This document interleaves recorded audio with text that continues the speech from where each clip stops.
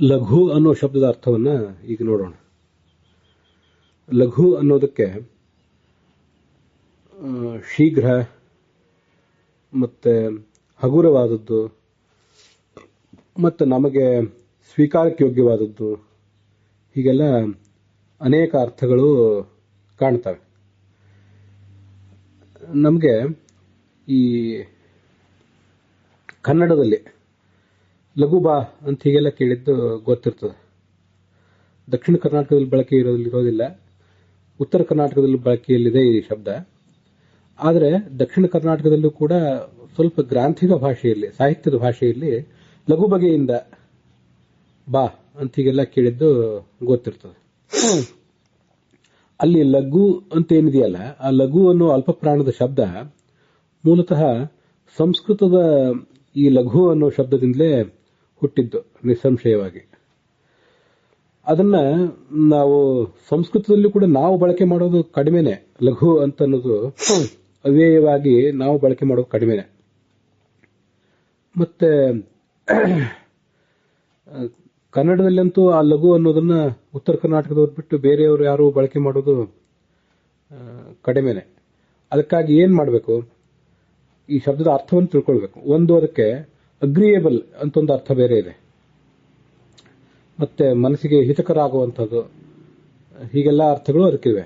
ಮತ್ತೆ ಶೀಘ್ರ ಅಂತನೂ ಅರ್ಥ ಇದೆ. ಹೀಗೆಲ್ಲ ಅರ್ಥಗಳಿರೋದ್ರಿಂದ ನಾವು ಅದನ್ನ ಬಳಕೆಗೆ ತರೋದನ್ನ ಪ್ರಯತ್ನಿಸಬೇಕು ಅಂತ ನನಗೆ ಕಾಣಿಸ್ತು.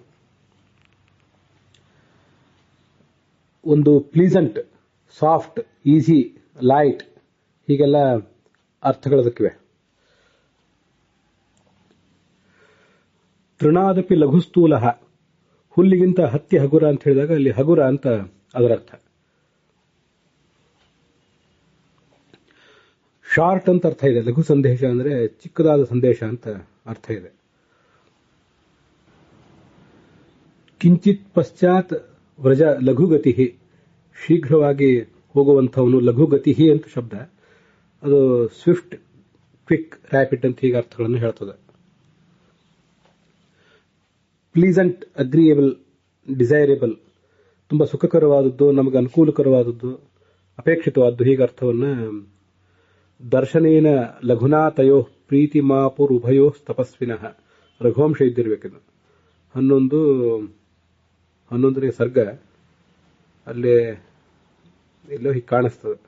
11, 12, 8 ಅಂತ ಕೊಟ್ಟಿದ್ದಾರೆ.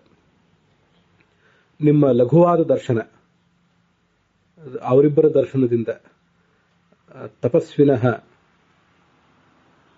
ಆ ಇಬ್ಬರು ತಪಸ್ವಿಗಳ ಲಘುವಾದ ದರ್ಶನದಿಂದ ಇವರಿಗೆ ಪ್ರೀತಿಯಾಯಿತು. ಇವರಿಬ್ಬರು ರಾಜ ರಾಣಿ ಯಾರೋ ಇದ್ದಿರಬೇಕು, ಅದನ್ನ ತೆಗೆದು ನೋಡೋ ಅಗತ್ಯ ಏನಿಲ್ಲ. ಲಘುವಾದ ದರ್ಶನ, ತುಂಬಾ ಸುಂದರವಾದ ಪ್ರಯೋಗ ಇದು. ಪ್ಲೀಸೆಂಟ್, ಅಗ್ರಿಯೇಬಲ್, ಡಿಸೈರೇಬಲ್ ಅಂತ ಅರ್ಥ.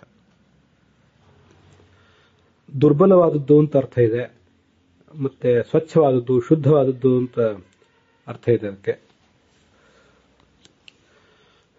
ರಾಮಾಯಣದಲ್ಲಿ ಹೀಗೊಂದು ಪ್ರಯೋಗ ಇದೆ.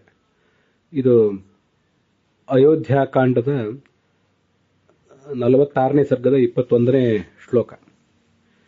ಯಾವದೇವ ಸಂಸುಪ್ತಾಃ ತಾವದೇವ ವಯಂ ಲಘು ರಥಮಾರುಹ್ಯ ಗಚ್ಛಾಮಃ ಪಂಥಾನ ಮುಕುತೋ ಭಯಂ.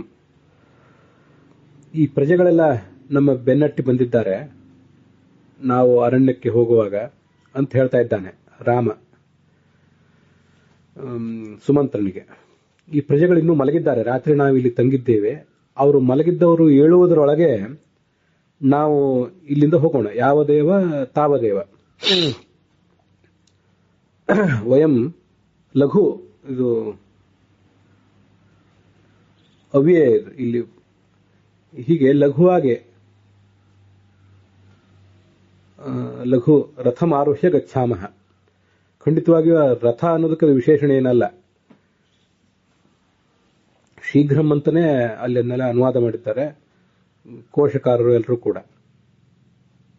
ಹಾಗಾಗಿ ಜನ ಏಳುವುದರೊಳಗೆ ನಾವು ಸುರಕ್ಷಿತವಾಗಿ, ಲಘುವಾಗಿ, ಬೇಗನೆ ರಥವನ್ನು ಏರಿ ಹೊರಟು ಹೋಗೋಣ ಅಂತ ಪ್ರಯೋಗ ಮಾಡಿದ್ದಾರೆ. ನಾವಿದು ಸಂಸ್ಕೃತದಲ್ಲೂ ಇಂಥ ಪ್ರಯೋಗಗಳನ್ನು ಮರೆತಿದ್ದೇವೆ, ಕನ್ನಡದಲ್ಲೂ ಮರೆತಿದ್ದೇವೆ. ಎರಡರಲ್ಲೂ ತರಬೇಕಾದಂತಹ ಒಂದು ತುಂಬಾ ಸುಂದರವಾದಂತಹ ಪ್ರಯೋಗ ಇದು. ಹೀಗೆ ಅನೇಕ ಅರ್ಥಗಳಿದ್ರೂ ಮುಖ್ಯವಾಗಿ ಶೀಘ್ರವಾಗಿ ಅಂತ ಒಂದು ಅರ್ಥ, ಮತ್ತೆ ಮನಸ್ಸಿಗೆ ಒಪ್ಪುವಂತೆ ಹಿತಕರವಾದದ್ದು ಅಂತ ಎರಡು ಅರ್ಥ. ಸಂಸ್ಕೃತದಲ್ಲಿಯೂ ಕನ್ನಡದಲ್ಲಿಯೂ ನಾವು ಮತ್ತೆ ಬಳಕೆಗೆ ತರಬೇಕಾದ ನಮ್ಮ ವ್ಯವಹಾರದಲ್ಲಿ ಶಾಸ್ತ್ರಜ್ಞರು ತಂದಿರಬಹುದು, ಈಗಾಗಲೇ ಕಾವ್ಯದಲ್ಲಿ ಕವಿಗಳು ಮೊದಲಾದವರು, ನಾವು ತರಬೇಕಾದಂತಹ ಒಂದು ಪ್ರಯೋಗ.